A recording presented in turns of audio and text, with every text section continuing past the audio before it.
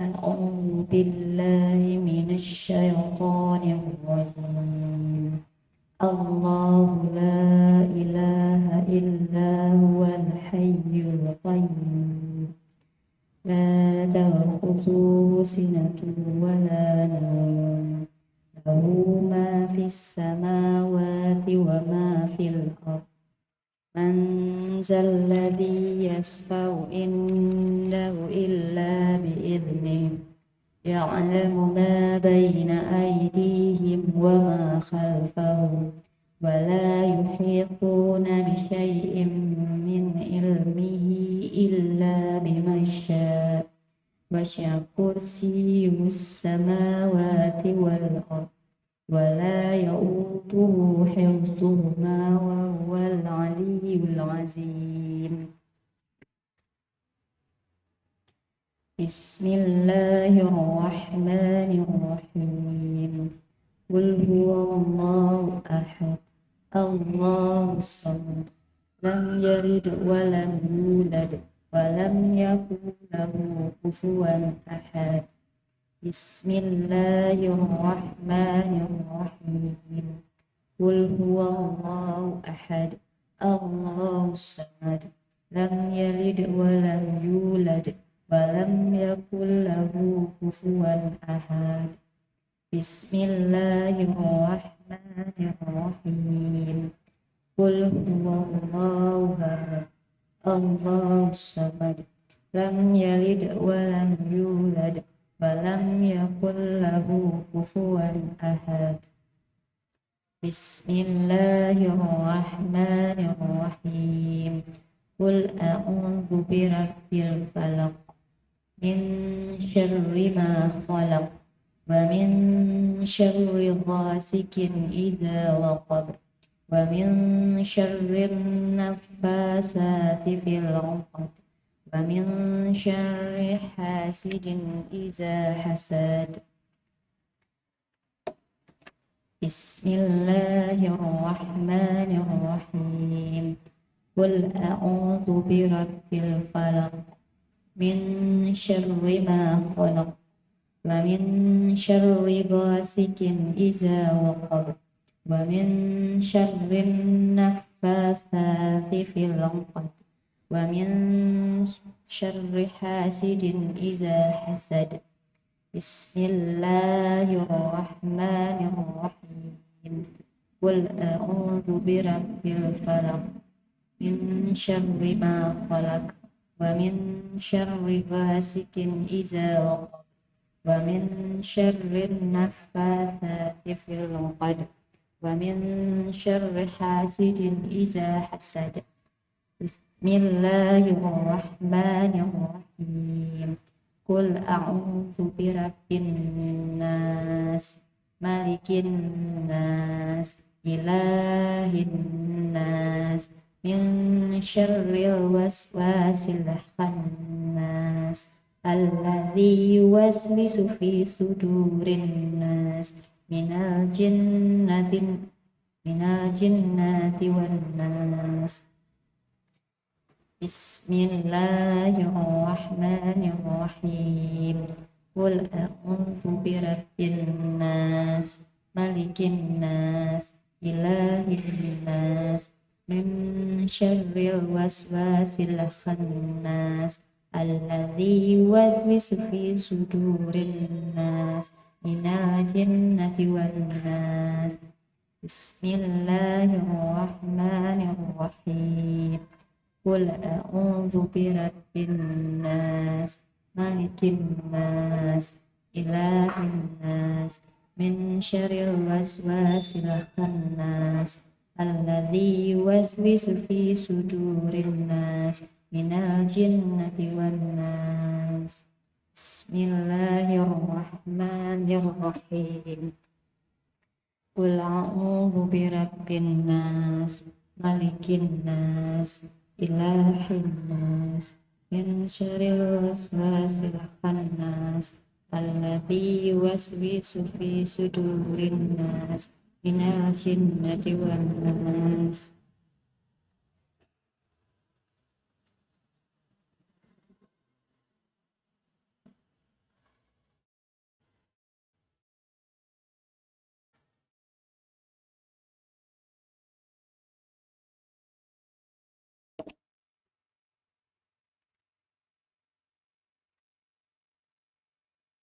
amsayna wa amsal mulku lillah walhamdulillah la ilaha illallah wahdahu la syarikalah lahul mulku wa lahul hamdu wa huwa ala kulli syai'in qadir.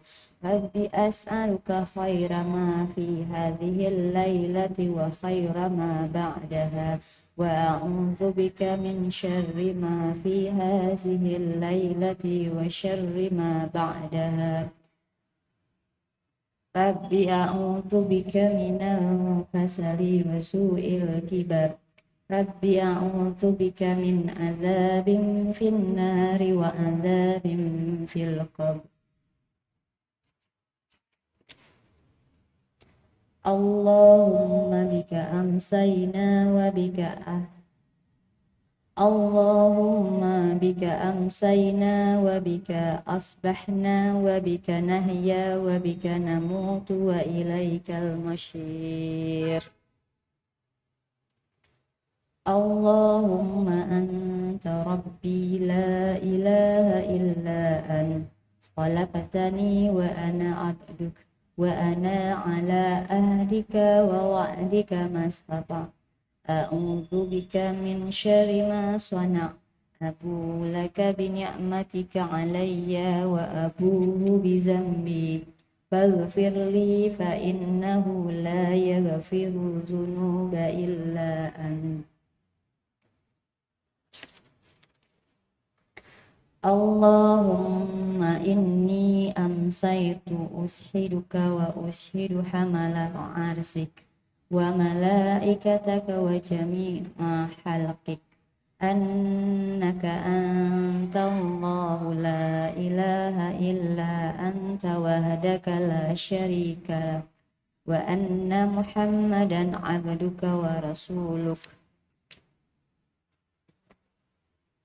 Allahumma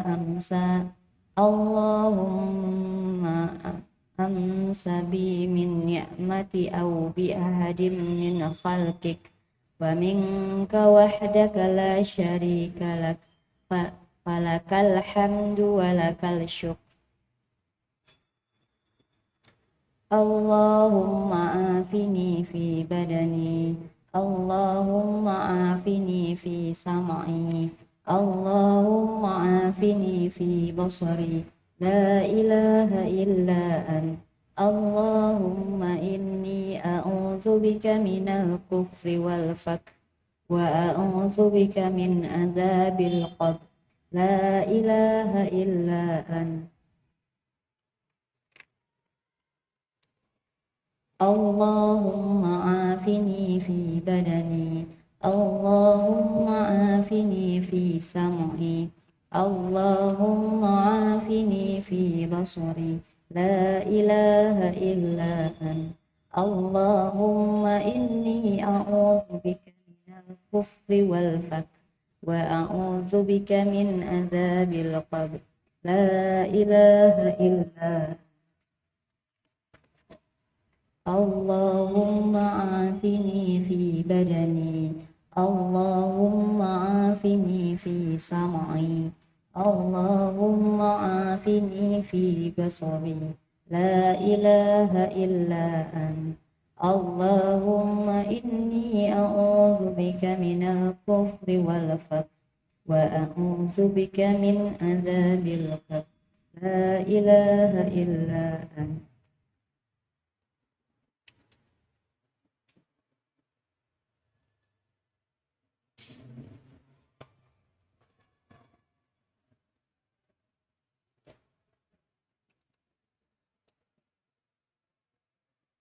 Baik teman-teman semuanya, mungkin zikir petang kita cukupkan saja sampai doa keselamatan. Alhamdulillah sore hari ini Ustazah Gildika sudah bersama kita. Pada teman-teman silakan diisi dulu yang terdepan. Silakan yang terdepan diisi dulu. Dan alhamdulillah seperti minggu-minggu sebelumnya kita masih menyiapkan door prize Bagi teman-teman yang 5 pertama yang datang hari ini gitu. Tapi saya tidak memperhatikan, nanti teman-teman yang merasa 5 pertama silakan datang nanti di sini aja ya, saya siapa gitu.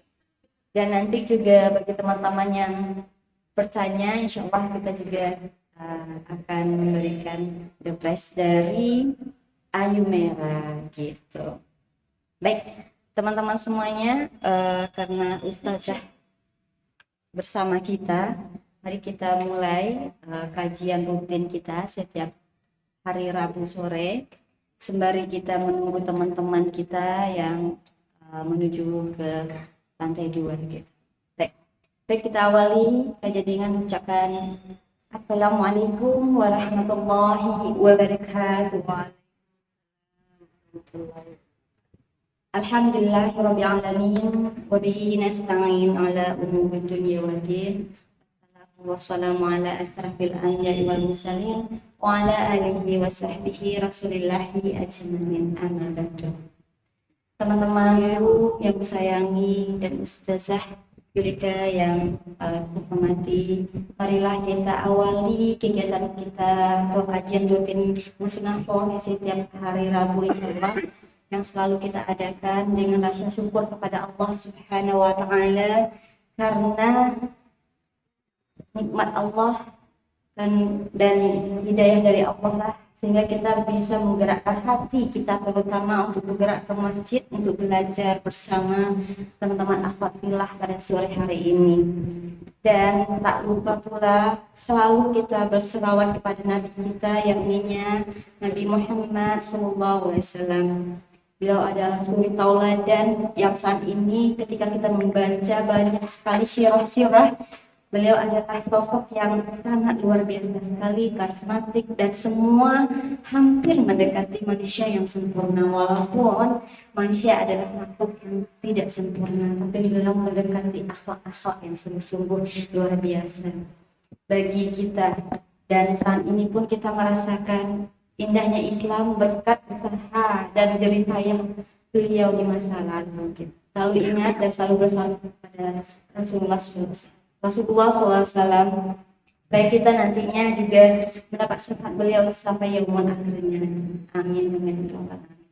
Baik teman-teman muslimah semuanya atau akhwatilah yang datang pada hari ini seperti yang terlihat, saya harus jauh sedikit, terlihat di layar bahwa kita akan belajar dari kekuatan jiwa perempuan Gaza. Wah, kalau kita melihat Gaza sungguh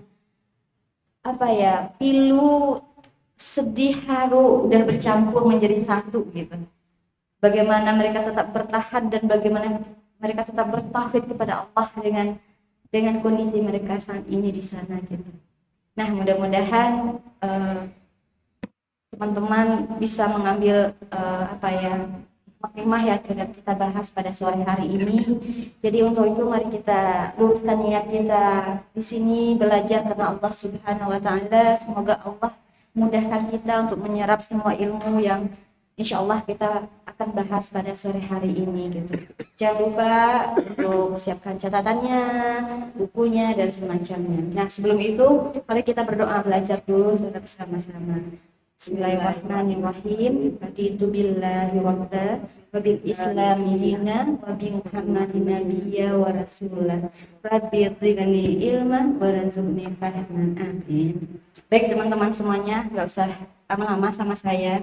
Baik kita langsung kepada Ustazah Rahma Yulika SAG SPD. Kepada Ustazah kami persilahkan.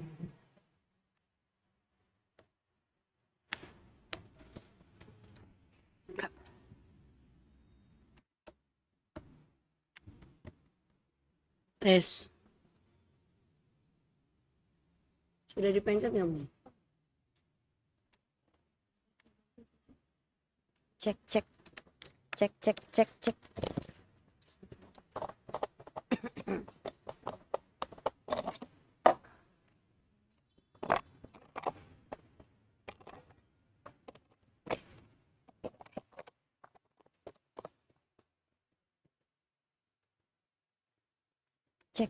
Cek.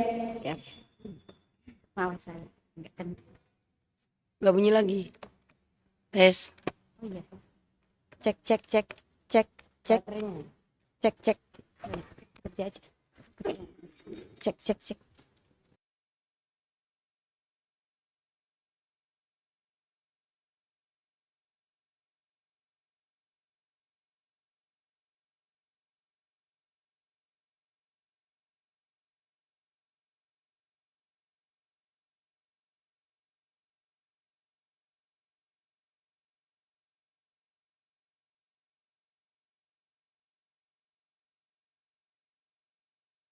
Bismillahirrahmanirrahim.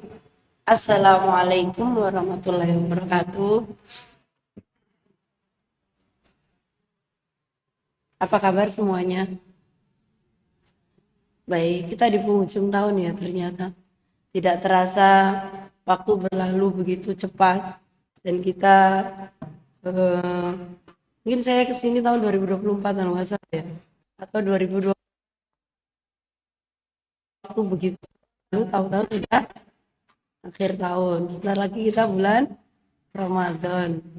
Terasa kan? Alhamdulillahirrabbilalamin. Wassalatu wassalamu ala nabiyina Muhammadin wa ala alihi wa ashabi ajma'in. Allahumma sholli ala sayyidina Muhammad wa ala ali sayyidina Muhammad.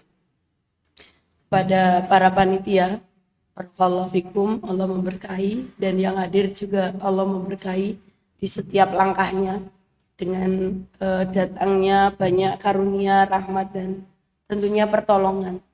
Karena kehadiran kita di sini ini bukan kebetulan, ya. Kita hadir di sini ini adalah sesuatu yang sudah ditetapkan oleh Allah. Bahkan kita adalah orang-orang yang dipilih oleh Allah. Untuk apa? Untuk belajar. Kita tahu ya, orang mau beribadah itu karena Allah menginginkan. Orang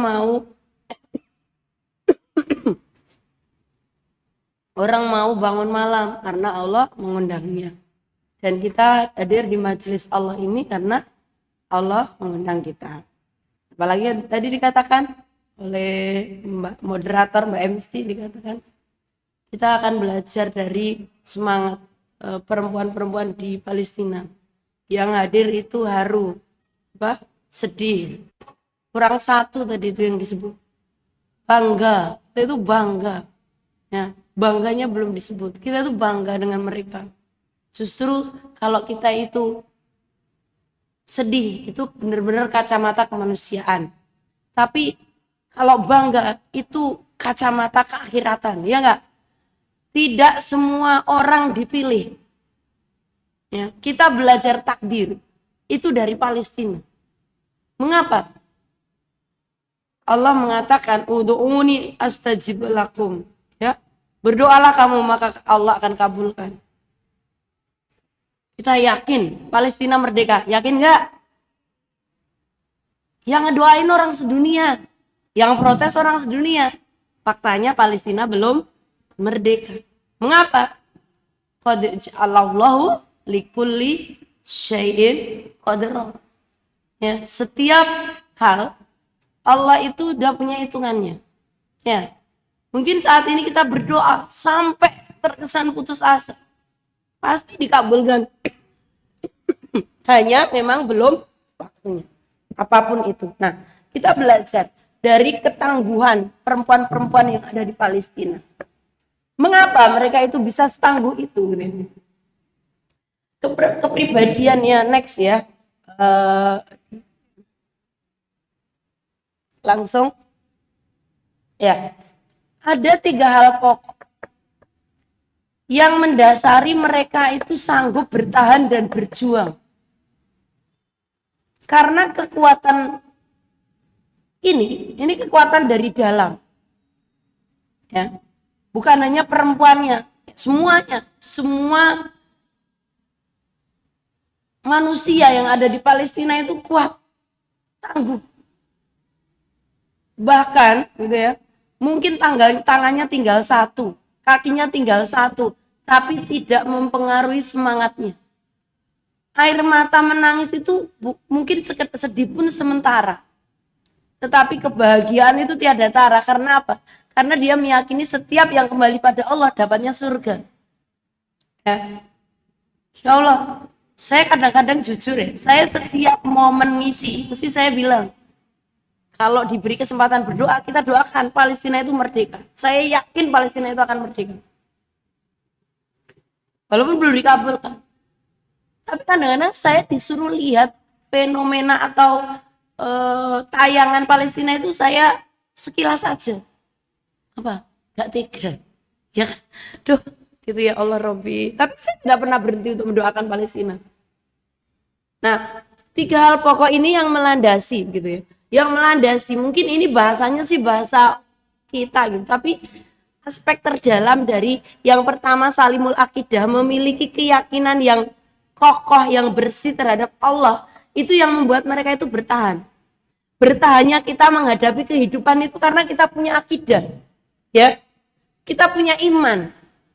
Coba kalau kita nggak punya iman, kita nggak percaya bahwa apapun yang sudah terjadi Allah takdirkan. Apa yang terjadi pada Palestina itu adalah musibah. Di dalam surat ayat 51, kulay yusibana illa ma kataballahu lana huwa maulana wa 'alallahi falyatawakkalul mu'minun. Itu baru satu ayat yang semirip, yang senada.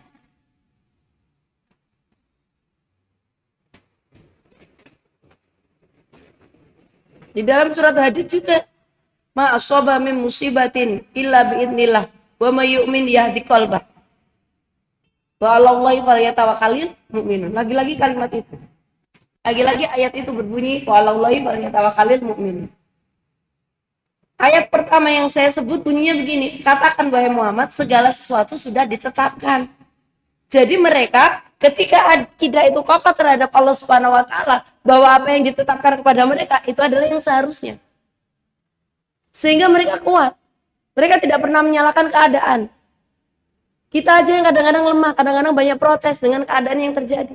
Kok begini, kok begitu, nggak ada, kok begini, kok begitu. Gitu. Sebenarnya nggak ada kata kok begini, kok begitu. Maka para tokoh sufi, salah satunya Jalaluddin Rumi itu bilang, orang yang belajar masalah akidah, akidahnya itu lurus, imannya kuat, sampai titik dia mengenal Allah yang namanya ma'rifatullah, ya, dia tidak akan pernah menyalahkan sesuatu yang terjadi pada dirinya itu atas kesalahan orang lain. Jadi kalimatnya begini, Jalaluddin Rumi itu berkata bahwa siapa yang menyalahkan keadaan pada dirinya itu bersebab orang lain, maka dia sesungguhnya perjalanan dia itu masih jauh. Perjalanan apa? Ma'rifatullah masih jauh. Belum kenal Allah dia itu. Ya, padahal Allah itu yang paling baik skenarionya. Dan kalau di dalam surat At-Tolak itu kan lengkapnya wa yarzuqhu min haitsu la yahtasib wa may yatawakkal 'ala Allah fahuwa hasbuh. Innallaha balighu amri. Sesungguhnya Allah itu akan menyelesaikan urusannya. Semua. Bahkan itu Palestina. Ya. Saya itu kemarin nulis, carikan.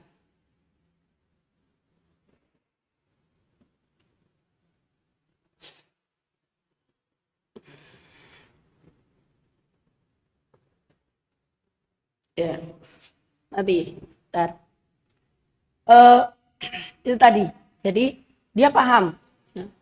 Kata Jalaluddin Rumi kan baru satu kalimat. Kalimat kedua apa? Apabila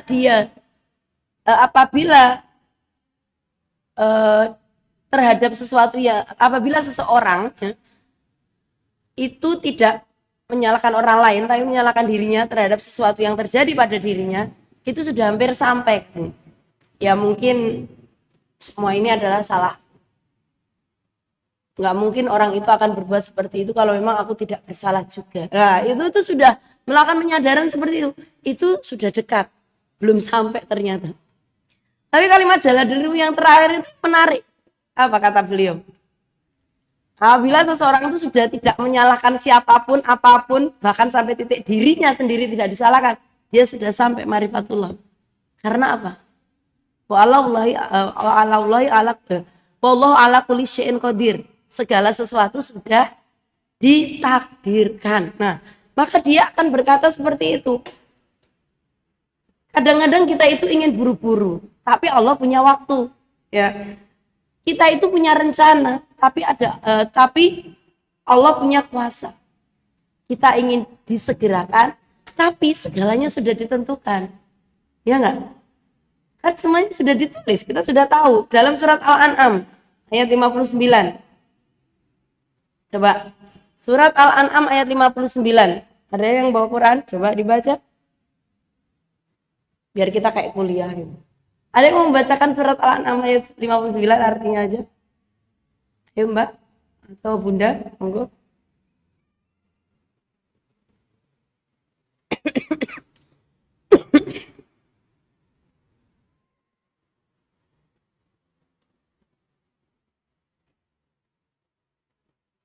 59. Ya, ayo.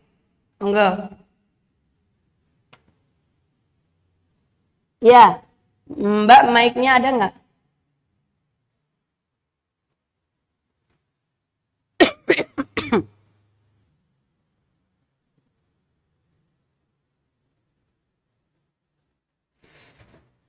Surat tes.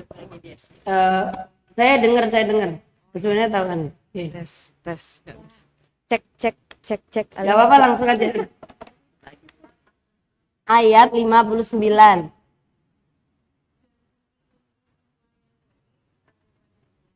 Tidak ada yang mengetahui selain Dia. Yang mengetahui apa yang ada di darat dan di laut. Tidak ada sehelai daun pun yang gugur yang tidak diketahuinya. Tidak ada sebutir biji pun dalam kegelapan bumi, dan tidak pula sesuatu yang basah atau yang kering yang tidak tertulis dalam kitab yang nyata, Lauh Mahfuz. Nah, bener kan? Semua ditulis. Panjenengan kesini pakai kerudung coklat, pakai kerudung agak kunir bosok apa ya namanya coklat Mbak. Saya pakai biru. Nah, kira-kira sudah ditulis belum? Sudah. Mana yang basah, mana yang kering, daun jatuh di mana? Ini akidah, ini iman. Jadi mereka paham bahwa apa yang terjadi seharusnya itu terjadi. Nah, kalau kita menjalani kehidupan, belajar dari muslimah, ya tidak hanya muslimah, ya, pribadi ya, perempuan-perempuan sana yang suaminya, dia punya suaminya berangkat perang, balik-balik sudah tinggal jenazah, walaupun dia menangis tapi satu sisi dia bahagia. Gitu ya. Nah ini mereka kuat karena apa yang terjadi tidak pernah lepas dari apa yang dikehendaki oleh Allah. Maka tidak ada kata seandainya, tidak ada kata kok begini, kok begitu. Ya memang qadarullah wa masyafa'al. Ini baru yang pertama. Ya, masalah iman. Iman yang paling berat itu terhadap qada dan qadar. Kurang apa Palestina? Kok belum merdeka coba?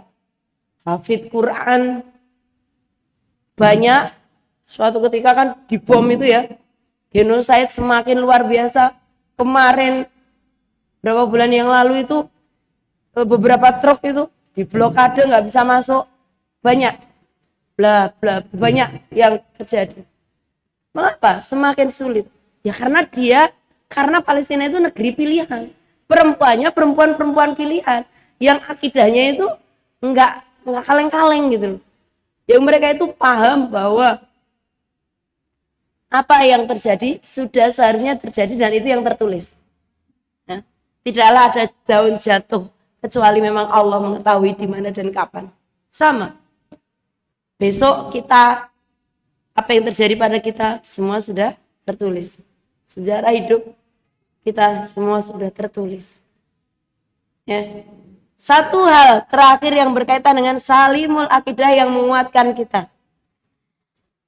Itu penjelasannya ada tetapi di Riyadhus Shalihin hadis ke 90-an, kalau enggak 93, 94. Karena kalau 95 itu tentang perjuangan. Jadi setiap waktu itu kita gunakan untuk berjuang. Kalau enggak 93, 94 di Riyadhus Shalihin.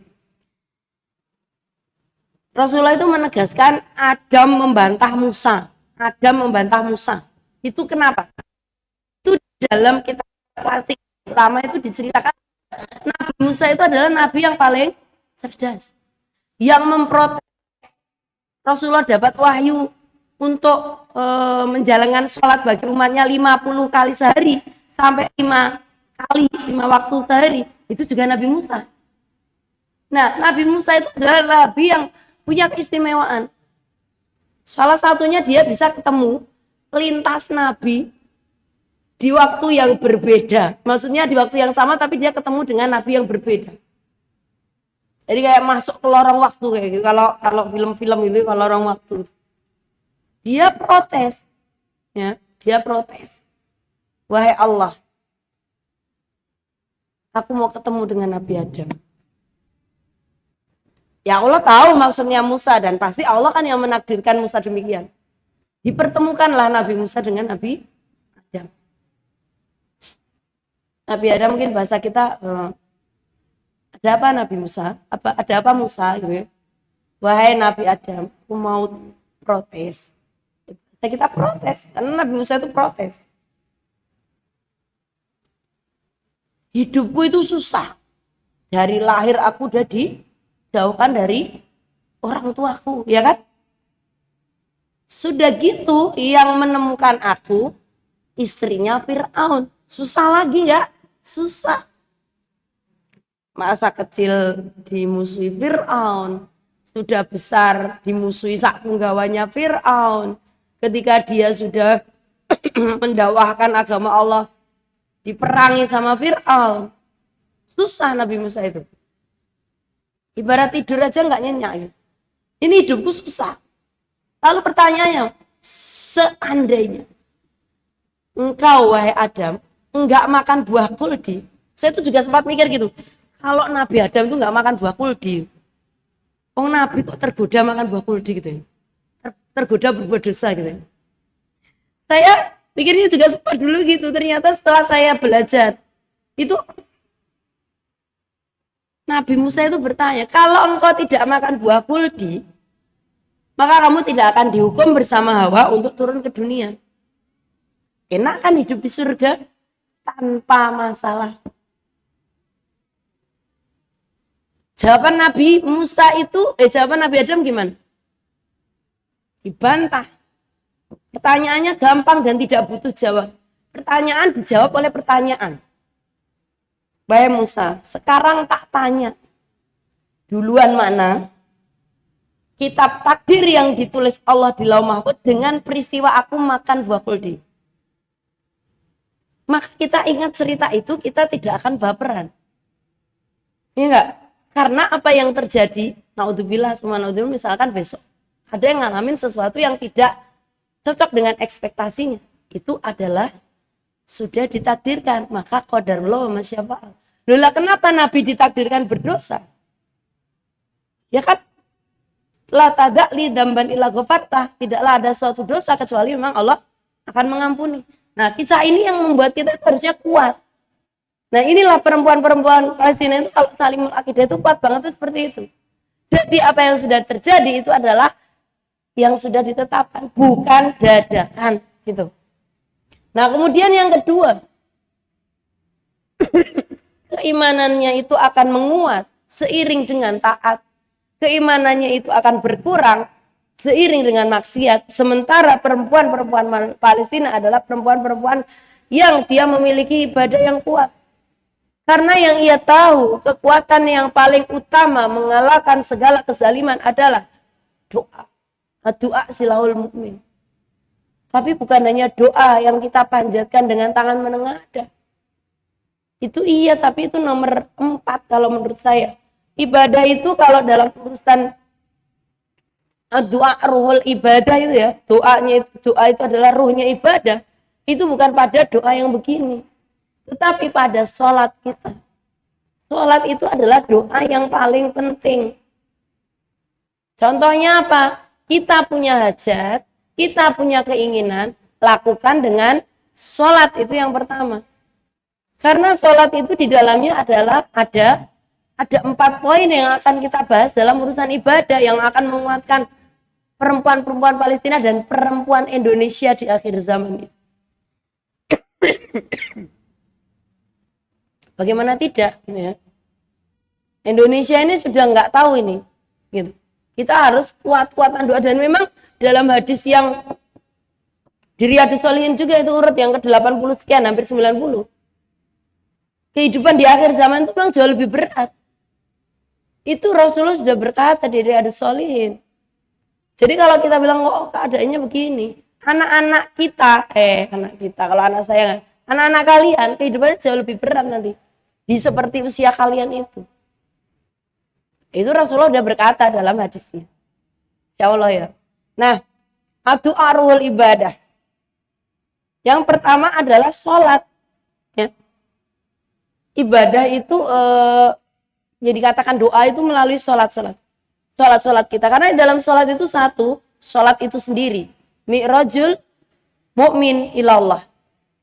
Naik, perasaan naik menuju Allah. Ya.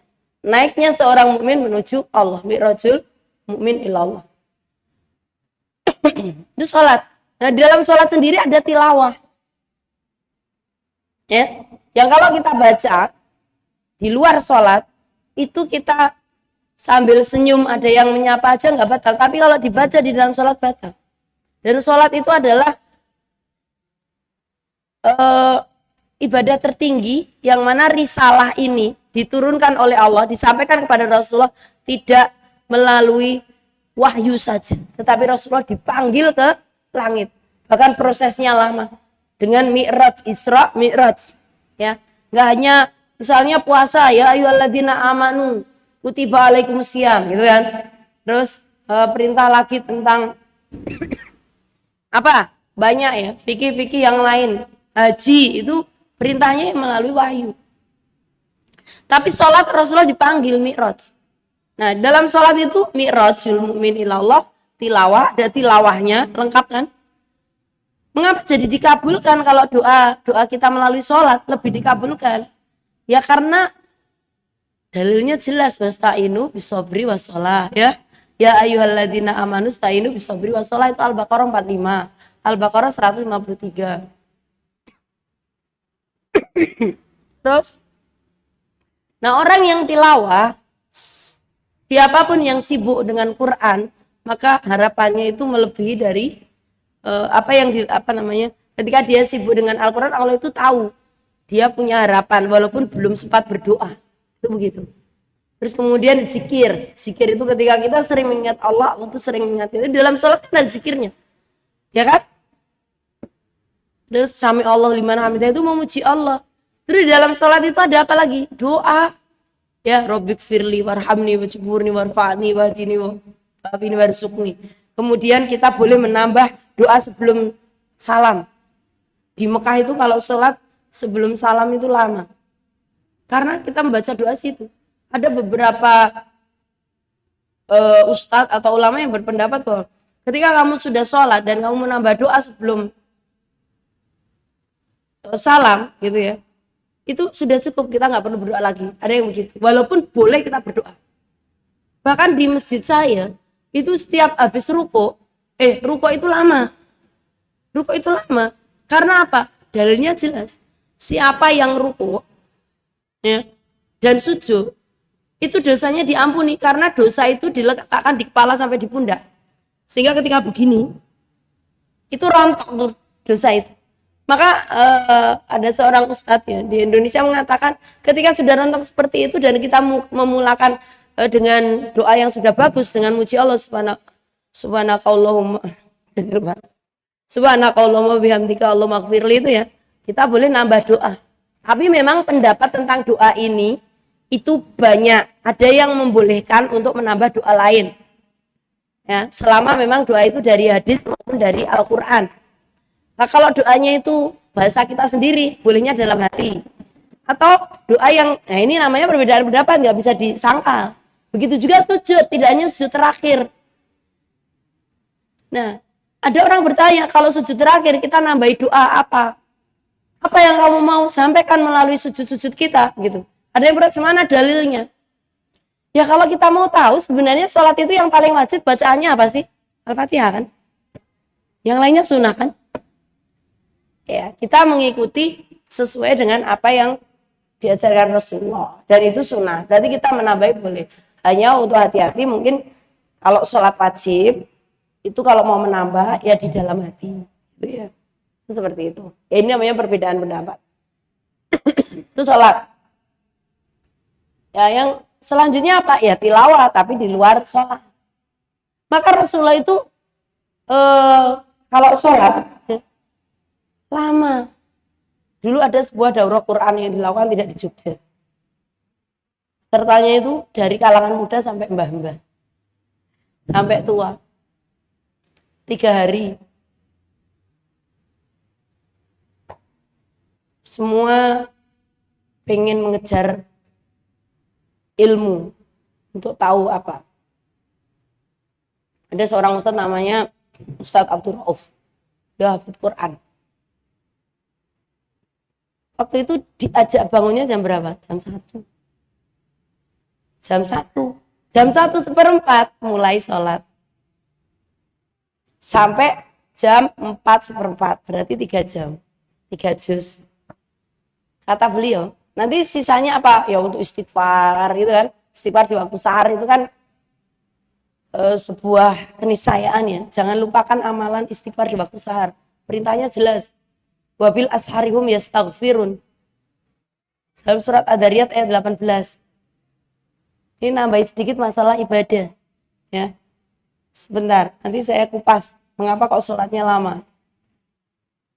Biar nyelani ini dulu. 15 menit sebelum subuh, 10 menit sebelum subuh istighfar. Ya. Yang pengen diampuni dosanya diampuni. Yang pengen hidupnya berkah, rezekinya mengalir terus juga ada. Yang pengen jadi orang kaya bisa. Yang pengen punya jodoh, punya anak, istighfarnya sebelum. Istighfar yang paling manjur itu sebelum subuh. Wabil asarium yastaghfirum. Saya sebutkan tadi hadiahnya di surat di surat Nuh ayat 12. Nanti dicek di rumah. Saya bacakan. Faqultu astaghfiru innahu kana ghaffara. Sudah apa ada kan? Apabila di waktu sahar itu ya, di waktu subuh beristighfar, sesungguhnya Allah itu Maha Pengampun. Di kita diampuni dosanya. Yursilis sama alaikum midrara. Diturunkan hujan yang lebat. Terus kita istighfar sebelum subuh hujan lebat. Tadi malam hujan rintik. Enggak, artinya berkah. Hujan semakin lebat semakin berkah. Tapi hujan lebatnya yang Allahumma shayyiban nafi'an. Kemudian di ayat 12 ini menggiurkan. Kalau sampai kita nggak melakukan itu eman-eman. Apa? Wa yumdidakum bi amwali wa banina wa yaj'alakum jannati wa yaj'alakum anhara. Allah ngasih 4 di ayat 12. Amwal itu apa? Mal, harta. Wal banin diberi anak. Ra mungkin ra nikah kok duwe anak, gitu kan? Berarti salah satunya ya diberi jodoh, ya kan? Nek sudah nikah ya belum nikah, sudah nikah belum punya anak diberi anak. Nek sudah menikah punya anak, anaknya soleh. Itu amalan paling gampang. Gampang banget. Tapi janji Allah itu ada. Itu di dalam urusan ibadah. Nah ini orang-orang Palestina itu meyakini hal seperti ini. Terus kemudian apa? Wa yaj'alakum jannati. Diberi kebun. Oh langsung Allah memberi kita kebun. Enggak. Kebun itu apa? Mata pencaharian gak sih? Yang belum punya kerja, istighfar. Yang terus kemudian wa yaj'alakum anharo. Di cedaknya kebun, di dekatnya kebun tadi ada sungai. Kira-kira kebunnya subur enggak? Subur. Artinya apa? Allah akan menderaskan dari pekerjaan yang kita lakukan tadi. Itu Quran loh. Maka orang-orang Palestina itu tahu masalah ibadah. Nah tadi kembali kepada sholat kok sampai seperti itu. Kata beliau, kalau kamu sholat tahajud seperti ini, maka tidak ada masalah yang tidak selesai. Tidak ada kesulitan yang tidak terurai. Bahkan orang yang punya hutang, tidak ada hutang yang tidak tertunai. Tidak ada cita-cita yang tidak akan tercapai. Bahkan Allah menganugerahkan karunia yang sangat tidak ternilai. Ya Allah. Nah itu artinya apa? Kita percaya. Maka ada beberapa poin ya ketika orang itu mau tahajud. Dan itu tidak putus. Bangun malam itu bukan hanya sholat. Qiyamul lail, menghidupkan malam itu tidak hanya sholat. Tapi mengisi malam. Maksudnya apa saya ngomong kayak gini? Jangan sampai ketika haid, kita bangunnya jam 7. Kan aku nggak sholat. Hai, hello. Kita mau ketemu Allah, mau sholat aja enggak. Waktu-waktu indah tadi itu kita ambil di sini nih yang kita pahami. Tentang soal ibadah yang benar di waktu-waktu yang tepat. Kita mau minum baca bismillah, kita mau makan baca bismillah, atau Allahumma barik lana bima razaqtana wa qina adzabannar. Terus nanti doanya sesudahnya baca ini, alhamdulillah paling tidak. Nah kalau kita mau masuk kamar mandi Allahumma barik lana berarti nggak tepat. Nah itu penempatan. Istighfar juga waktunya tepat, sholat qiyamul lail tadi. Maka kalau saya sebagai seorang ibu, saya hanya meyakini orang Jawa dulu itu yen wong tuane kuat tirakate bakal anak-anaknya dhuwur derajate. Bener. Ya. Seperti itu. Ini soal ibadah yang dipunyai oleh orang-orang Palestina. Jadi orang-orang Palestina itu saya bisa bercerita karena ada salah seorang ustadz yang beliau itu di penulis ya. Dia bercerita pernah ke sana. Ya, pernah ke sana sahabat Al-Aqsa. Nah, beliau pernah bercerita juga pernah berkunjung di sana dan perempuan-perempuan Palestina itu luar biasa. Masalah ibadahnya. Sampai anak kecil kayak dia menghafal Quran. Di itu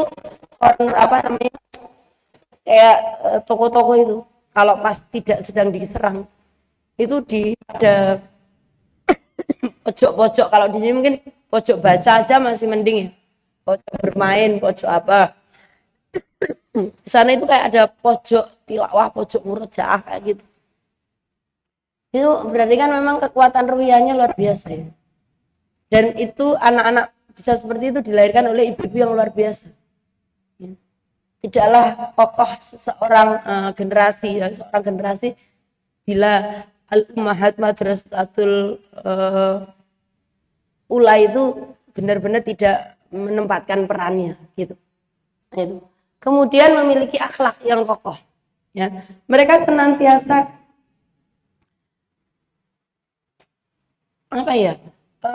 memiliki akhlak itu punya pengaruh. Bagaimana dia memperlakukan keluarganya, bagaimana dia memperlakukan anak-anaknya, bagaimana dia harus berbagi dengan orang lain, bagaimana saling mengasihi orang lain dan memberi ruang, itu benar-benar. Jadi kalau misalnya dapat makanan tuh ya berbaginya itu luar biasa. Apalagi perjuangan ya untuk melindungi orang lain itu ada, itu akhlak. Ya, tidak mementingkan kepentingan sendiri itu sudah jelas-jelas ya. Kita itu banyak belajar ya. Kita lihat betapa dan akhlak terhadap Allah. Jadi dia tidak marah terhadap Allah. Ya, dia tidak marah terhadap Allah dengan keadaannya, termasuk akhlak. Sampai dia benar-benar ridho, ya, ikhlas lillahi ta'ala dari apa yang ia lakukan. Ya. Kita tahu ya ibu-ibu dokter-dokter yang di rumah sakit gitu ya, sampai rela tidak dibayar. Itu kalau tidak punya matinul khuluq, akhlak yang sempurna, gak peduli. Ya. Mendingan kalau aku punya uang, aku tak hijrah di negara yang aman. Seperti anak-anak Indonesia kabur dulu aja gitu ya, ke luar negeri gitu. Di Indonesia itu apa yang bisa diharapkan gitu, kadang-kadang itu pikir gitu. Tapi di Jogja itu nasi, nggak tahu ya sekarang nasi kucing itu berapa ya? Ya 5.000 apa 3.000 masih ada ya Mbak. Itu kalau anak-anak kos di Jogja itu hidupnya aman, damai dan sejahtera. Ya kalau di Jogja begitu. Tapi kalau di luar Jogja itu ya karena memang UMR Jogja itu UMR-nya tidak tinggi, tapi apa-apa itu bisa hidup di sini tuh. Ya katanya itu begitu isunya. Tapi kok iranya UMR tinggi, UMR-nya rendah, harga tanah tinggi ya. Jadi lek ngumpulke duit ora cukup nggo tuku tanah itu. Mau hidup di mana, Mbak? Katanya pengen di Jogja. Banyak orang itu yang bermimpi di Jogja.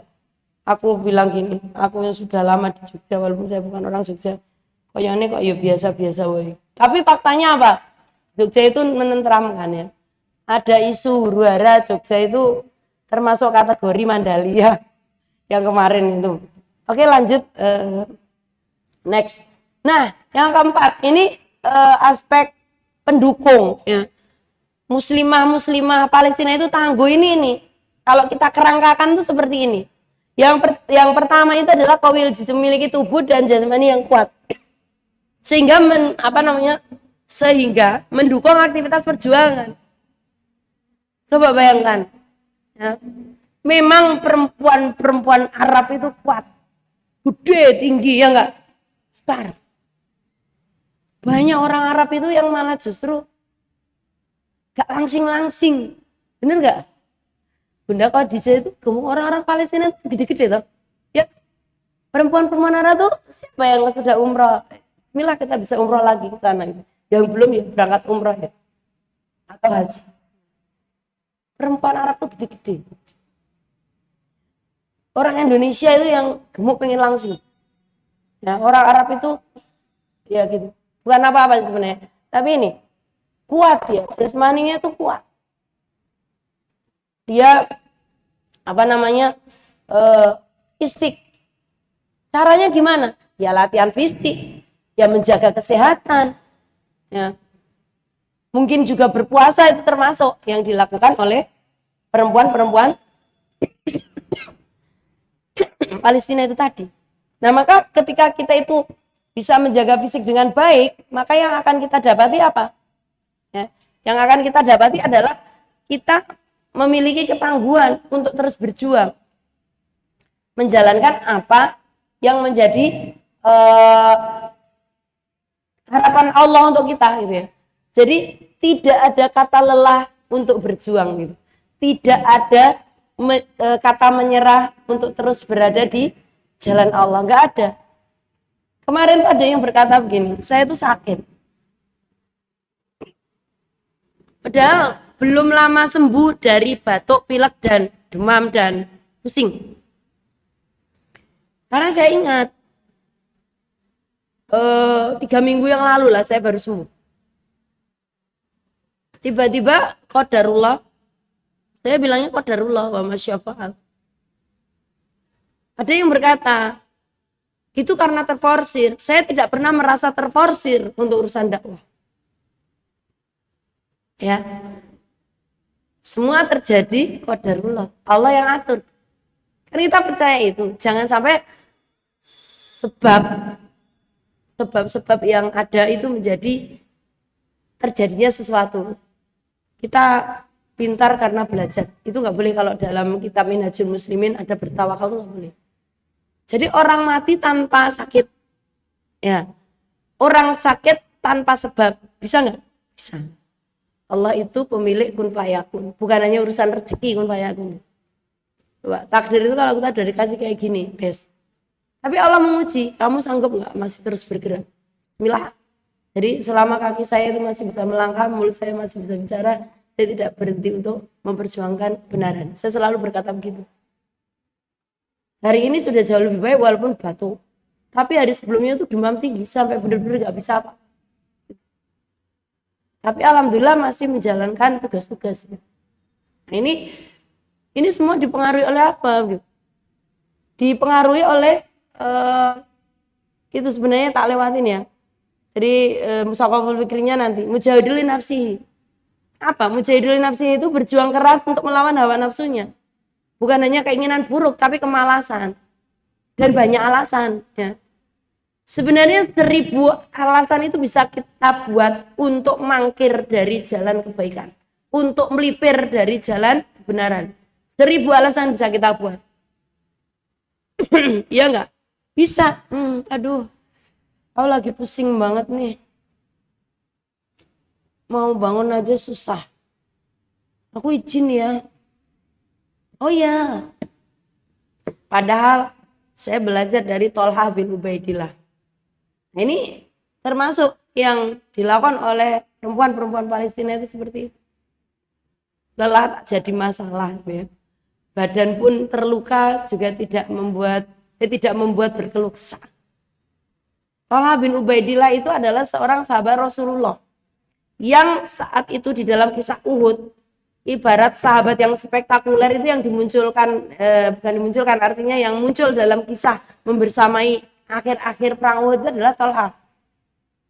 Thalha itu melindungi Rasulullah. Ada 39 tebasan pedang mendarat di tubuhnya. Pedang, Mbak, bukan pisau. Pedang. Dan pedangnya tajam. Kira-kira darah mengucur seperti apa? Kira-kira rasa sakit juga tidak terkira, ya kan? Waktu itu dia melawan kaum kafir Quraisy dan melindungi Rasulullah. Lalu Rasulullah berkata, katakan bismillah. Nanti Allah akan menolongmu beserta malaikatnya. Benar, ketika berkata bismillah ditebas semuanya. Setelah usai perang Uhud, ada peristiwa namanya Hamraul Asad. Itu belum sampai perang. Peristiwa Hamraul Asad ini adalah sebuah peristiwa. Alhamdulillah hujan ya. Nah, peristiwa Hamraul Asad ini adalah peristiwa uji kekuatan dari show of force dari umat Islam. Ayo kita tantang lagi. Kita nggak terima dengan kekalahan Uhud, apalagi ada Hamzah, penghulunya para syuhada.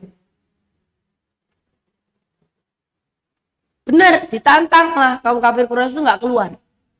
Lalu dalam peperangan dinyatakan karena mereka tidak kuat nyalinya dinyatakan perang. Padahal peristiwanya sekitar 7 atau 8 hari setelah perang Uhud. Rasulullah ngajak siapa? Salah satunya Thalha. Ayo Thalha berangkat lagi. 39 pedang. Perih enggak? Sakit pasti. Lukanya masih menganga ya. Kan pedang loh. Tapi dia tidak pernah mengeluh. Maka dikatakan Thalha itu syahid yang berjalan di muka bumi, itu gelarnya. Karena apa? Wus kayak ngono enggak meninggal dunia, tapi masih terus bisa berjuang. Masya Allah. Nah kalau kita cuman kena pisau, kemarin aku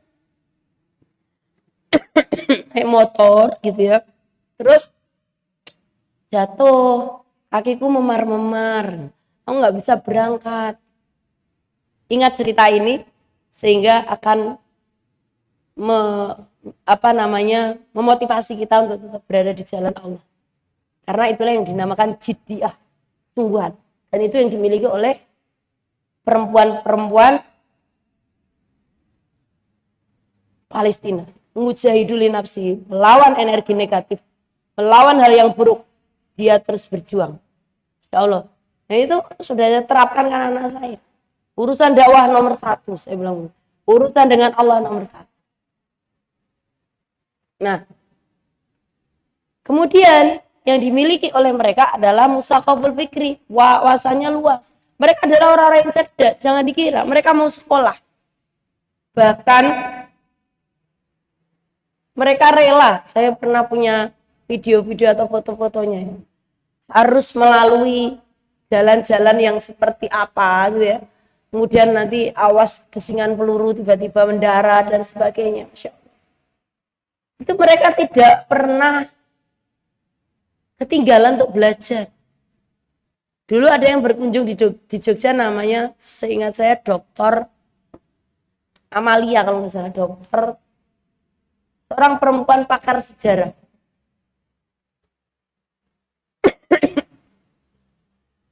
Pakar sejarah Al-Quds. Nah ini beliau itu sampai titik doktor menggali ilmunya. Itu datang ke Indonesia, saya sempat mencatat sejarah Palestina ya. Jadi kalau mengapa kita membela Palestina? Ya karena cikal bakal kenabian itu semuanya dari Palestina. Dari Ibrahim itu asalnya dari Irak. Ya, Palestina itu adalah tanah yang memang dijanjikan oleh Allah. Bahkan nanti kita mau ke surga ibaratnya itu ya padang mahsyar itu ada di sana. pusat peradaban akhir zaman itu di sana. Maka kita harus benar-benar mendoakan dengan tulus Palestina. Nah, lanjut kita. Nah, ini kepribadian Muslim yang selanjutnya ya, yang dimiliki oleh perempuan-perempuan Palestina. Harisun ala waktihi itu apa? Pandai dan cermat memanfaatkan waktu, karena enggak tahu nanti malam itu kalau tiba-tiba ada bom meledak, jadi dia tidak kesempatan lagi. Maka kita itu harus berpikir bahwa beribadahlah kamu seolah-olah kamu nanti mati gitu, bentar lagi. Tapi bekerjalah kamu seolah-olah kamu hidup 1000 tahun lagi, ibaratnya kan seperti itu. Hidup lama. Ya maka saya sendiri tidak pernah tahu ya peluang-peluang kemudahan untuk saya, peluang-peluang pertolongan Allah datang pada keluarga saya itu di sisi mana. Maka saya tidak pernah melewatkan sebuah kesempatan apapun itu. Ya seseorang saya di masyarakat saya punya sekolah lansia, saya punya sekolah ibu muda. Ya.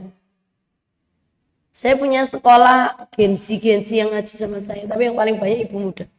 Lansia itu ada 3 kelompok. Yang ibu muda itu banyak, ada 9. Gensinya itu 1 kelompok, 2 kelompok. Yang satu online itu lulusan fresh graduate dari UNS. Ada yang dokter, ada yang lulusan macam-macam. Angkatan 18, lulus tahun 2018. Salah, masuk 2018. Loh. Kita ada malam Sabtu rutin. Nah itu materinya urut gitu. Jadi saya manfaatkan setiap waktu karena nggak tahu ketika kita sudah berucap Bismika Allahumma ayya wa bismika amut. Kita nggak pernah tahu apakah Allah memberi kesempatan untuk menghela nafas lagi. Atau sebelum Bismika Allahumma ayya wa bismika amut. Banyak kisah orang yang belum sampai pulang kerja, belum sampai ke rumah sudah dipanggil sama Allah. Nah ini orang yang dia benar-benar cermat menata waktunya. Nah kemudian kita cepatkan nih, yang sampingnya dulu, memiliki kemandirian dan kemampuan berusaha. Perempuan-perempuan Palestina itu mandiri, bergantungnya hanya kepada Allah. Karena kita tidak mungkin bergantung kepada manusia. Karena manusia bisa panggil Allah. Ada saatnya dia akan kembali pada Allah. Mana? Oh aku bergantungnya sama suamiku. Kalau nggak sama suamiku nggak bisa. Nggak bisa. Kalau suaminya dipanggil gimana? Berat. Nangis benar. Menjadi perempuan yang mandiri. Ya kalau orang Palestina itu suaminya sudah pamit bismillah mau berjihad, ya sudah menyerahkan semua pada Allah. Kalau kembali dalam keadaan hidup, alhamdulillah. Kalau kembali dalam keadaan syahid, alhamdulillah. Kamu udah kan mempersiapkan diri. Ya, jangankan kita itu kalau saudara kita, saudara keluarga dibawa ke rumah sakit, harapannya sembuh ya, jangan sampai meninggal ya. Nah itu perang ya. Perang itu ya 50-50, nggak tahu sehebat apapun dia gitu ya, nggak pernah tahu kalau nanti Allah itu akan mengembalikan. Nggak. Makanya kemandirian itu penting. Bukan hanya kemandirian dalam urusan kebergantungan dengan pasangan kan. Kemandirian dalam urusan ekonomi itu kita belajar. Mereka menjadi orang-orang yang bisa bekerja keras. Untuk siapa? Untuk anak-anaknya. Walaupun memang sumbangan itu ada, tapi kan tidak selalu. Waktu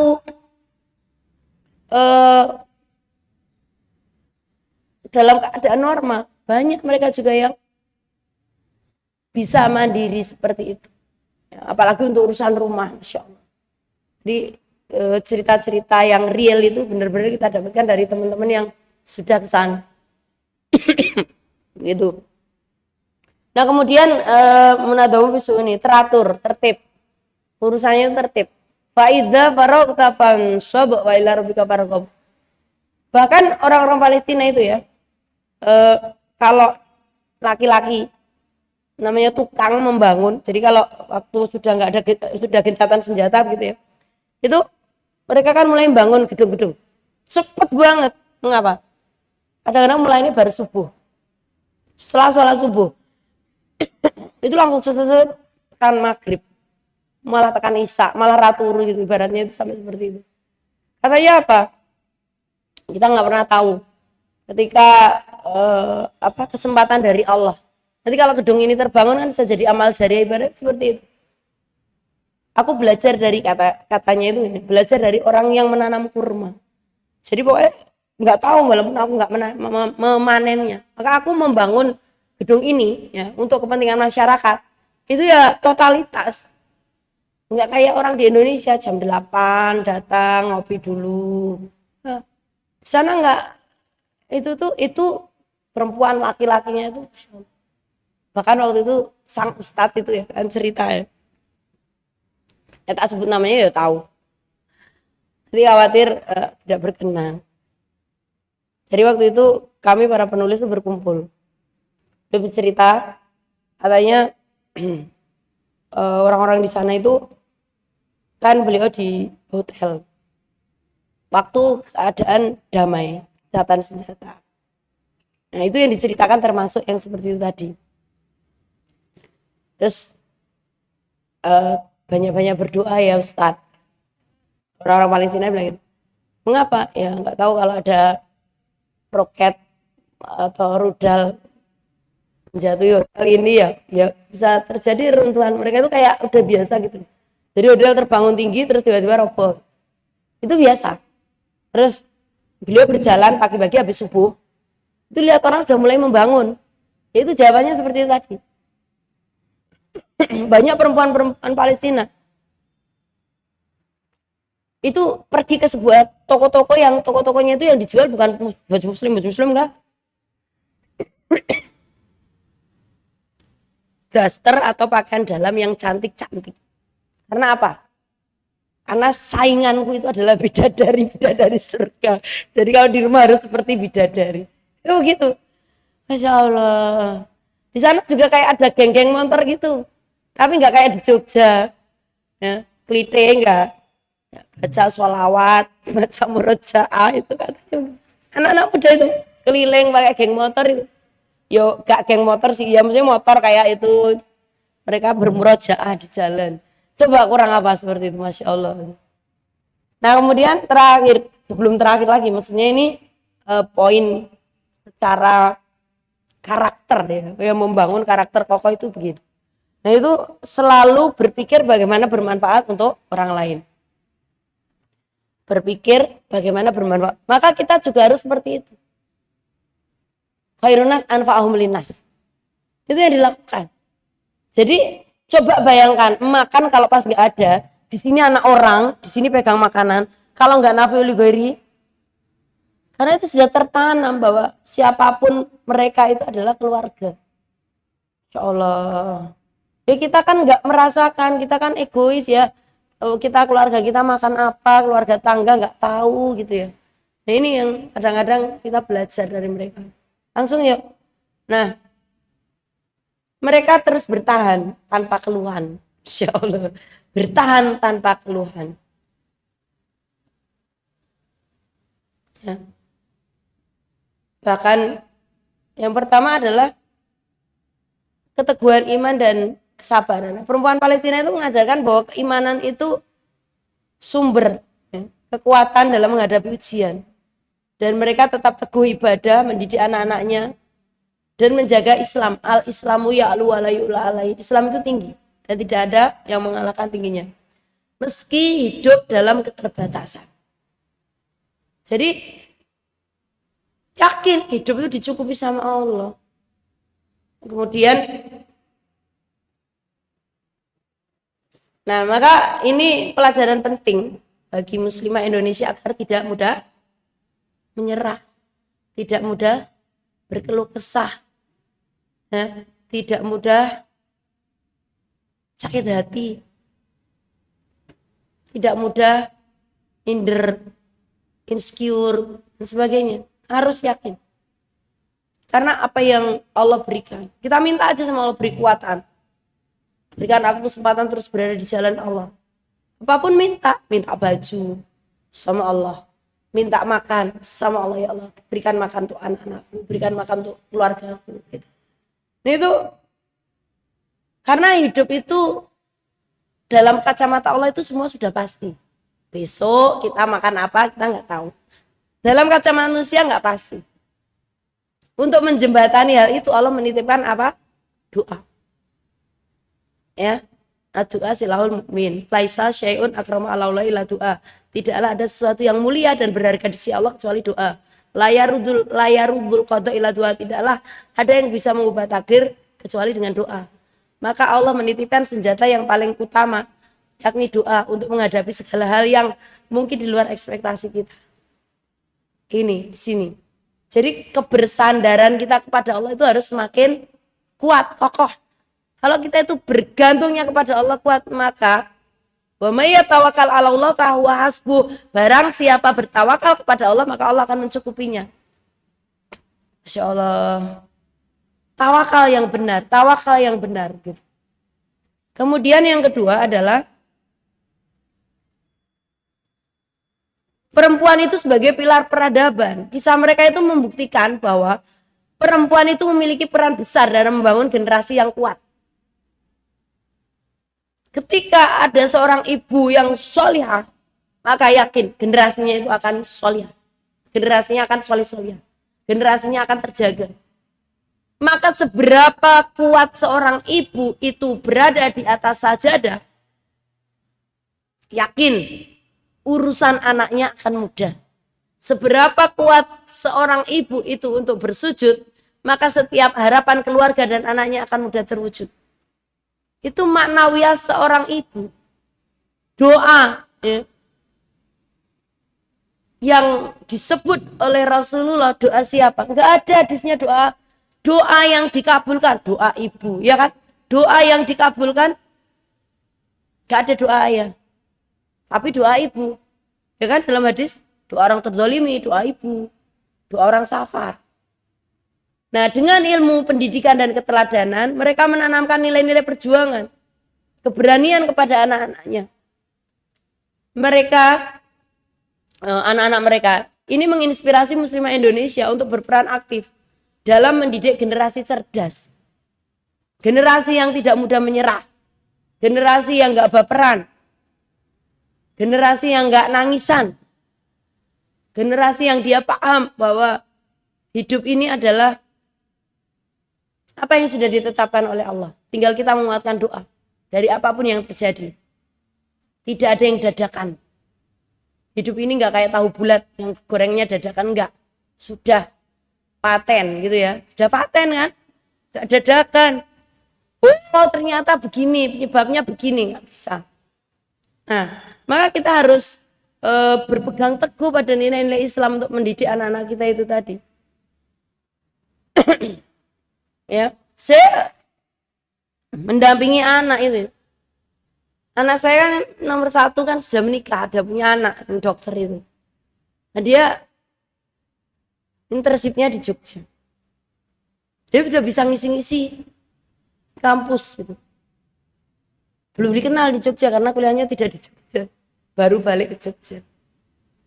Suaminya juga tua BEM, tua kami. Nah ini yang kita didik seperti ini. Bahkan bayinya itu sering saya ngisi orang banyak ngaji ke rumah itu. Saya ikut saya yang baru 3 bulan itu. Dengerin gitu. Dari bayi baru lahir itu pernah saya dibawakan ASI lewat DOT itu. Saya pergi ke panti asuhan yang saya bina. Ikut saya bawa. Saya hanya pengen menjadikan dia seorang mujahidah. Gitu. Anak saya kan hafidhah, dokter. Alhamdulillah bisa jadi daiyah. Baru pulang ke Jogja. Nah, itu apa? Sejak kecil kekuatan yang paling saya andalkan itu adalah sholat. Karena saya Said Ibnu Musayyab itu berkata bahwa setiap aku ingat anakku, aku tambah rakaat sholatku. Karena kunci pendidikan anak yang di sini ini, kuncinya dalam surat An-Nisa ayat 9. Kadang-kadang kita itu mendidik anak itu salah. Salahnya apa? Belajar. Mentok baru doa. Harusnya doa. Ada ikhtiarnya belajar. Saya nggak pernah menyuruh anak saya belajar. Tapi saya minta pada Allah supaya dia mau belajar.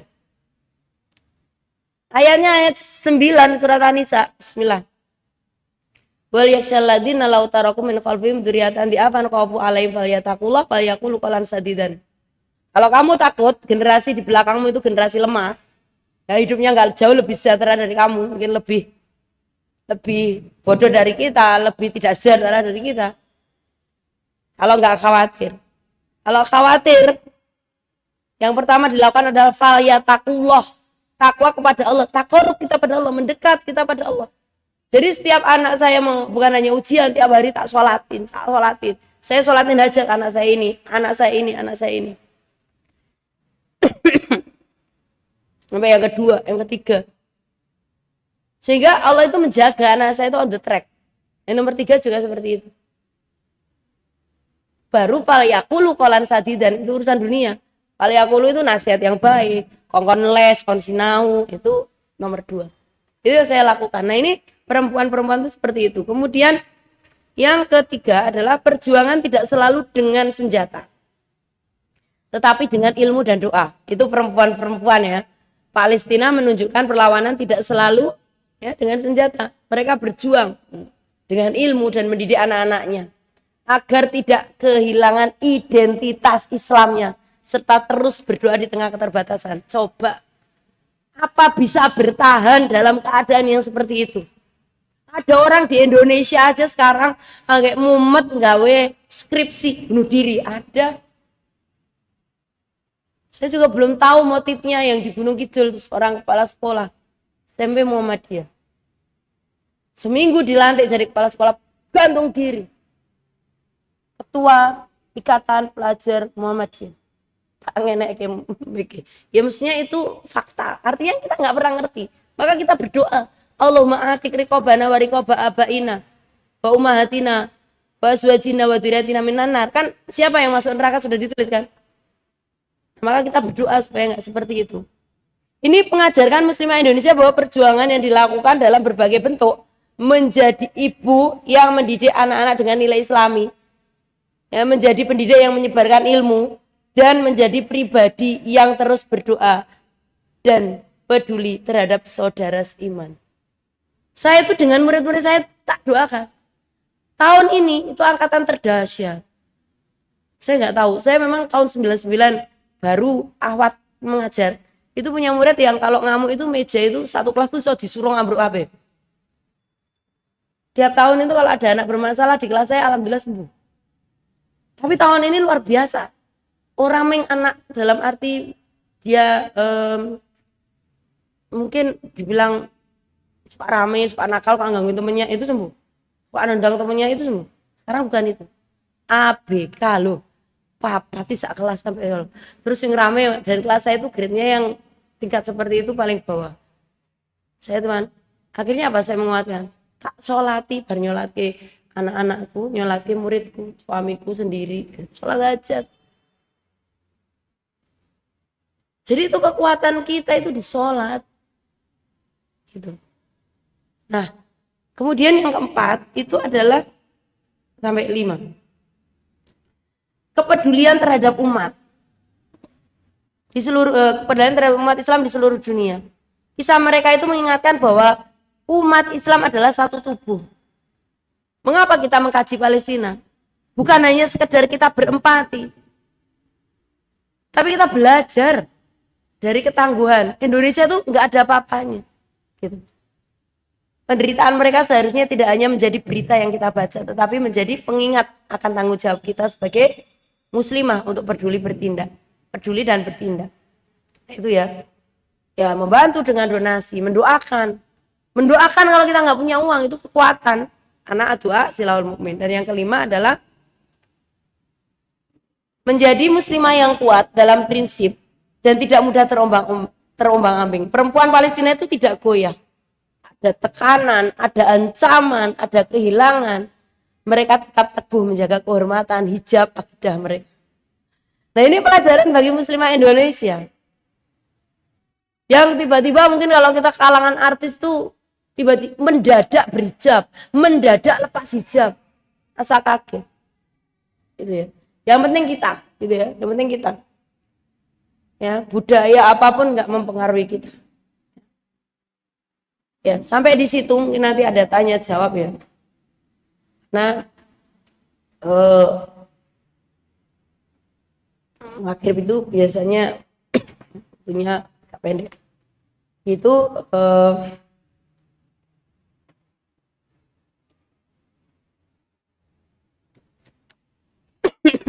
saya bismillah ya, kita bisa meneladani perempuan Palestina sehingga kita bisa menjadi perempuan-perempuan yang kuat secara jiwa dan raga kita ya, terus memenuhi panggilan Allah Subhanahu wa taala ya, dalam urusan jihad, berjuang dan melayani masyarakat gitu.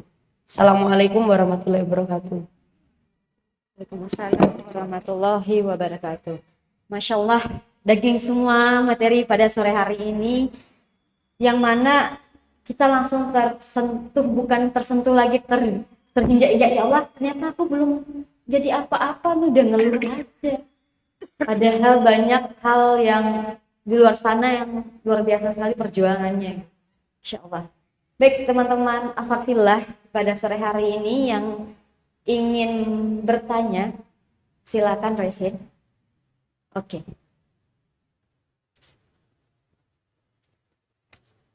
Bismillahirrahmanirrahim. Assalamualaikum warahmatullahi wabarakatuh. Assalamualaikum warahmatullahi wabarakatuh. Saya izin bertanya, Ustazah. Tadi saya tertarik dengan penjelasan tentang selimut akidah, di mana perempuan-perempuan Palestina itu memiliki akidah yang bersih dan kokoh. Nah, sementara kita di sini belum ada apa-apanya. Kalau saya merasa tadi penjelasan tadi, ya Allah, di mana letak saya? Terus bagaimana tips dan triksnya tadi, supaya kita bisa menjadi seperti perempuan-perempuan Palestina? Masya Allah. Ibu siapa Ibu? Ibu Evan. Oke. Ibu ini dari Ayu Merah untuk Ibu. Ustazah. Oke, baik.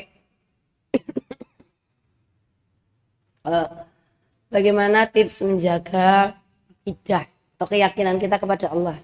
Bukan hanya kepada Allah, kepada Allah dan seluruh apa saja yang memang sudah dikehendaki oleh Allah ya. Baik Allah membuat malaikat, menciptakan malaikatnya dan semuanya. Hal yang pertama yang kita lakukan itu adalah berdoa, meminta supaya apa? Dikuatkan akidah kita, dikuatkan keyakinan kita. Ada doanya, minta keyakinan supaya engkau jangan memupus keyakinan kita ini, keimananku ini. Tetapkan. Salah satunya itu ya muqallibal qulub sabit qalbi ala dinik. Itu kan termasuk doa yang paling gampang. Ada lagi doa yang untuk meminta keyakinan. Mengapa? Dalam saya membaca hadis ya, dan itu dijelaskan oleh para ulama juga. Semua hal itu mintanya sama Allah. Semua hal. Sampai mengapa saya bisa berdakwah belusuan, punya kelompok sekolah-sekolah ibu, dari masyarakat ke masyarakat, dari desa ke desa, 1 kecamatan, 2 kecamatan sekitar saya. Ya karena kalau ada kecamatan lain, nanti ada orang lain yang tak titipin biar gak terlalu efektivitas. Biar saya bisa tumpuk-tumpuk kegiatannya. Itu ya saya minta. Ya Allah, contohnya begini. Ya Allah, kuatkan akidahku, kuatkan keyakinanku. Itu pakai bahasa Indonesia boleh. Itu pertama doa. Bahkan saya bilang ini, ya Allah izinkan aku mewakafkan diriku, keluargaku untuk agamamu. Sehingga aku meminta amanah itu hanya kepada engkau. Engkau beri kepercayaan masyarakat terhadapku untuk berbagi ilmu itu minta itu loh. Maksudku seperti itu. Bahkan Rasulullah juga berkata, kamu mau minta garam aja minta sama Allah. Minta tali kekang kambing yang putus aja sama Allah. Tali sandal jepit yang putus itu sama Allah. Nah, yang pertama kita minta itu sama Allah. Itu doa dulu. Nah kemudian apa yang kita lakukan? Kita itu al-insu bil Quran. Nah, karena apa?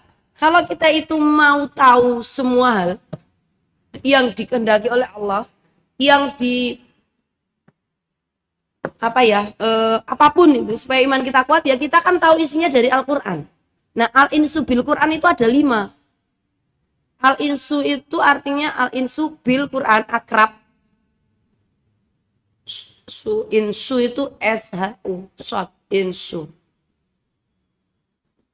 Akrab dengan Al-Quran. Yang pertama apa? Kita membacanya.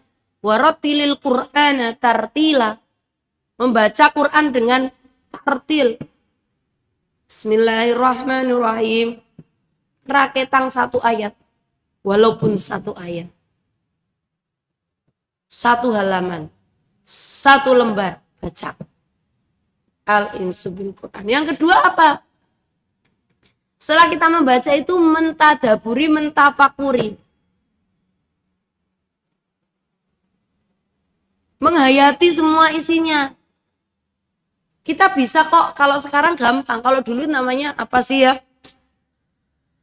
Ada indeks Quran lah bahasa Indonesianya itu. Misalkan saya mau cari masalah tentang ini. Tuh aku punya itu kitabnya itu. Sekarang nggak kayak gitu. Di Google. Misalnya kita mau nanya, bagaimana mengatasi musibah, ayatnya apa aja. Golek ditulis semua gitu ya. Ayat, kita kayak ngeluh ke Google tuh nggak pernah protes gitu. Gitu. Nah, tulis kan, nanti muncul kan ayat-ayatnya. Itu ayat-ayat yang bisa kita tadaburi. Langsung munculnya di situ. Kalau punya indeks Quran, bisa langsung dengan indeks.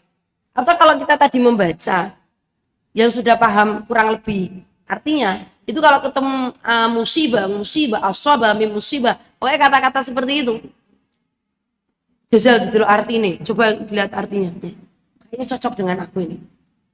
Terus rezeki kok susah, gimana ya, katanya Allah itu rezeki udah dijamin. Terus tawakal, nah itu termasuk mentadaburi. Rezeki itu kan sudah dijamin, wa ma min dabatin illa rizquha wa mustaqarra wa mustaudaha. Itu di mana? Surat Hud ayat 6 awal juz 12. Pojok kiri atas kata Ustaz Hidayat gitu. Ya itu memang begitu. Terus kemudian surat Saba ayat 24. Itu pojok kanan atas tapi ayat kedua. Baris ketiga. Kalau enggak 1,5. Kalau enggak 2,5 sekitar itu. Ya, baris ketiga. Qul may yarzuqukum minas samawati wal ard. Qulillah. Siapa yang ngasih rezeki di langit dan bumi? Allah. Terus lagi surat An-Najm 48. Wa annahu huwa aghna wa aghna. Oh, siapa yang ngasih kekayaan dan mencukupi kita? Allah, gitu ya. Ayam. Itu kalau mentadaburi kayak gitu. Pasrah wong rezeki wis dijamin. Kan terus udah mentadaburi. Terus kemudian apa yang menjadi tanggung jawab kita terhadap Al-Quran? Itu kita menghafalkan itu bukan hanya sekedar untuk hafal enggak, tetapi ya itu tadi. Nek anggar punya masalah, di tiap masalah itu terjadi, ada beberapa ayat yang menguatkan kita, terus kita lebih ingat itu. Jadi kita menghafalnya itu untuk lebih mengingat ayat-ayat khusus yang berkaitan dengan hal yang berat itu tadi, yang akan meringankan kita. Itu sesuai versi masing-masing. Alam Nasroh itu aja juga sudah Masya Allah itu.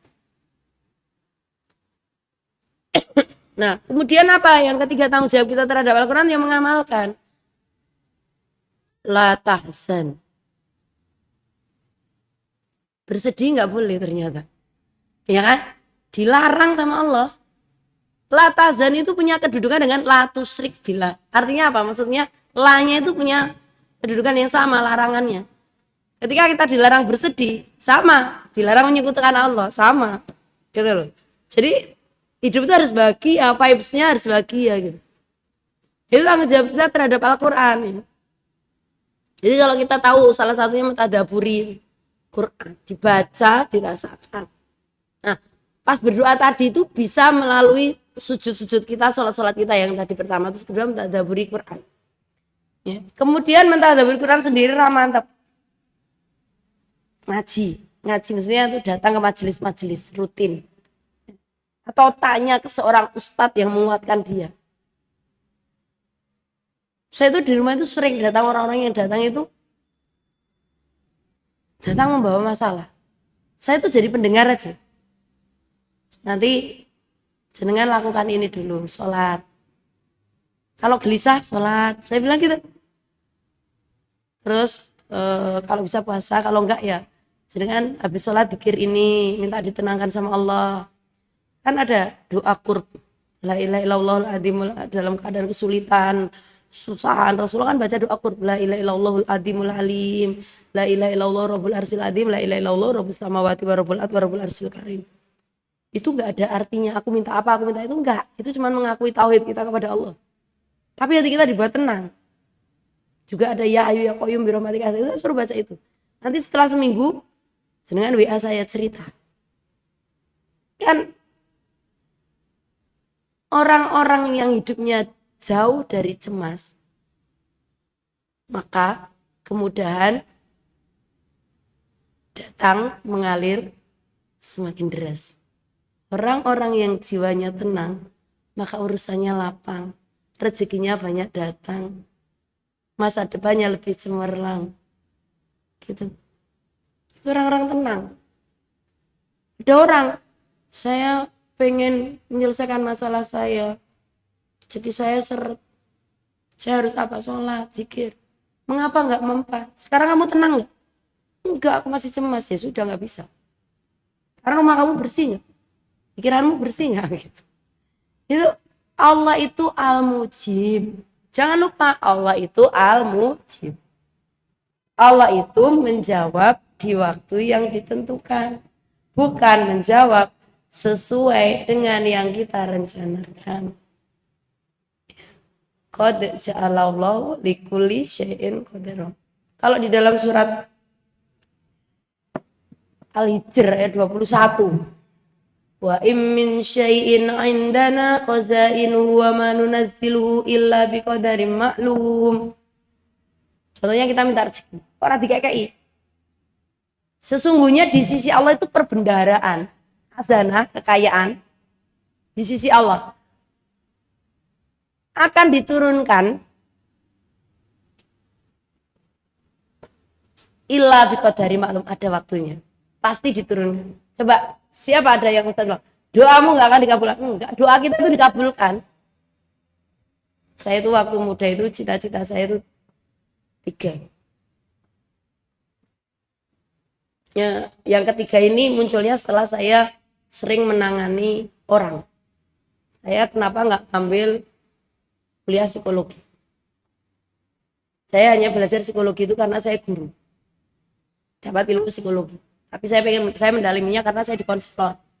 Ada pelatihannya, ada bimbingannya, dan ada konselor tingkat lanjut dan sebagainya yang menangani masalah-masalah orang itu. Dan saya konselornya konselor Qurani. Saya bilang datang dulu sama Allah, saya bilang gitu. Saya nggak langsung A, B, C. Allah itu mengabulkan dengan banyak cara. Saya itu dulu waktu SMA itu mau jadi dokter. Pengen kelas 1 SMA. Dari SMP, dari SD. Siapa sih anak kecil yang gak pengen jadi dokter, pengen jadi dokter. Tapi saya juga pengen jadi guru. Ternyata Allah itu gak menyampaikan saya jadi dokter. Kalau ada orang cerita begini, anak saya kemarin kecubles paku kakinya, aku langsung celeng gitu. Tahu gak sih celeng itu artinya apa? Yang ngeri gitu. Ya, ngilu gak sih? Ya. Terus lihat orang yang berdarah-darah itu saya langsung pusing, saya bilang. Ternyata takdirku nggak jadi dokter. Alhamdulillah anakku jadi dokter. Berarti kan dijawab kan? Yang kedua, saya pengen banget sekolah dan bisa menjelajah luar negeri. Ini yang nomor 2. Dia bahasa asingnya berapa bahasa dia kuasai dan dia baru pulang aja dari luar negeri. Ini yang nomor 3 itu ngotot. Dia itu pinter kimia, pinter matematika lanjutan. Terus biologi dan dia IPA, anak IPA. Lagi dibujuk karena kakak kelasnya persis itu SNBP Fakultas Kedokteran. Dek, laki-laki ini nggak mau ngotot masuk apa? Bismillah, psikologi. Sampai dia ngambil TKA kan sekarang untuk psikologi itu biologi dan sosiologi. Anak IPA ikut lomba sosiologi olimpiade dapat medali emas. Saya juga Masya Allah. Apakah ini jawaban dari doaku yang kemarin? Nah ini artinya bahwa doa itu tidak ada yang tidak di mata atlaqo lisanaka bitulabi fa'lam anau yuridu ayyutiaka. Itu kata kitab Al-Hikam Ibnu Athaillah Al-Iskandari. Siapa yang mulutnya terlontar untuk berdoa pertanda Allah akan mengabulkan. Nah itu nggih. Jadi itu tadi. Tanya ke guru ya. Berdoa, buka Quran, tanya ke ustadz. Ya, bukan hanya Quran, buka hadis. Terus nanti tanya orang-orang itu yang membuat kita itu supaya yakin. Dan jangan lupa berkumpul dengan orang-orang yang punya keimanan kuat. Ada 5 itu tadi. Berkumpul dengan orang-orang yang punya keimanan yang terus kuat. Ya datang pengajian minimal itu seperti itu. Nggih, itu nggih, Bun. Baik, jazakumullah khairan katsiran kepada Ustazah dan Ibu, semoga dapat menjawab pertanyaannya. Alhamdulillahirabbil alamin, karena kita dibatasi dengan waktu maghrib. Jadi pertanyaan itu hari ini kita cukupkan 1 pertanyaan aja. Kalau mau bertanya bisa dikasih nomor. Oh ya, nanti teman-teman akhwatilah yang ingin bertanya atau konsultasi juga boleh ya Ustazah. Nanti bisa langsung hubungi Ustazah. Nanti bisa ke admin aja ya Ustazah. Jadi kita nanti ke admin Masjid Nur Asir aja ditanyain, insyaallah nanti kita kasih kontak Ustazah. Atau ya kita aja ya. Ustazah langsung. Oke, mungkin itu aja teman-teman. Nanti untuk selanjutnya bisa dikomunikasikan ke tim Masjid Nur Asir. Atau langsung ke Ustazahnya juga boleh. Alhamdulillahirabbil alamin. Baik teman-teman semuanya. Jangan lupa teman-teman yang 5 pertama terdahulu atau yang pertama datang, silakan nanti siapa ya tadi ya? Mbak yang ini ya? Oke.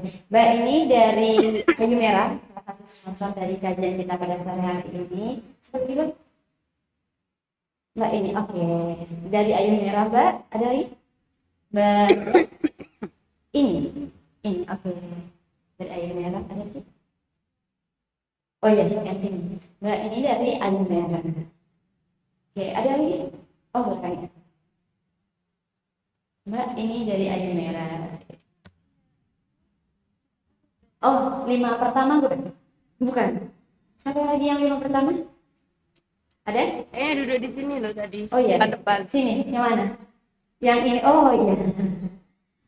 Dari Ayu Merah, Mbak. Baik. Masya Allah, tabarakallah. Semoga kita pada sore hari ini tidak hanya sampai di sini hendaknya, tapi memang kita terapkan dan lakukan dan tanamkan bahwa saya pengen menjadi pribadi yang tangguh, yang selamat ketakwaan kepada Allah Subhanahu Wa Taala dan selalu niatkan semua karena Allah dan selalu berdoa. Karena kekuatan doa adalah Kekuatan yang pertama.